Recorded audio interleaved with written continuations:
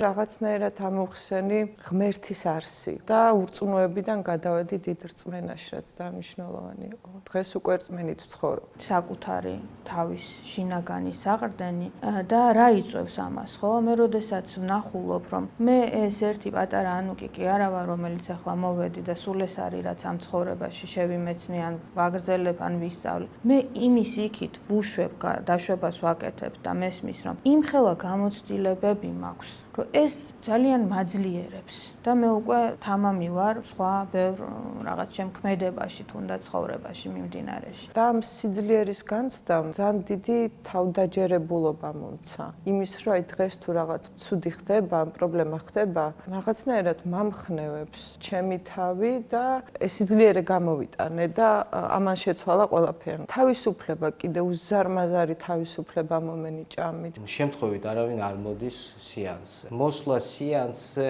უკვე ნიშნავს, რომ პროცესები დაწყებულია. ეს უბრალოდ ერთ-ერთი საშუალება, რომ ადამიანს უკვე აქვს უნარი, რომ მიიღოს ინფორმაცია, რომელიც იმისთვის უკვე მომზადებულია ზემეს მხრიდან. მე ალბათ ვისურვებდი, რომ ყველა ადამიანმა გამოიაროს ეს, იმიტომ რომ მე დარწმუნებული ვარ, მათ ცხოვრებაში და მათ გულებში ეს სიმძიმე, რასაც დაატარებენ ყოველდღიურად, უბრალოდ ერთ-შენიერ დღეს გაქრება.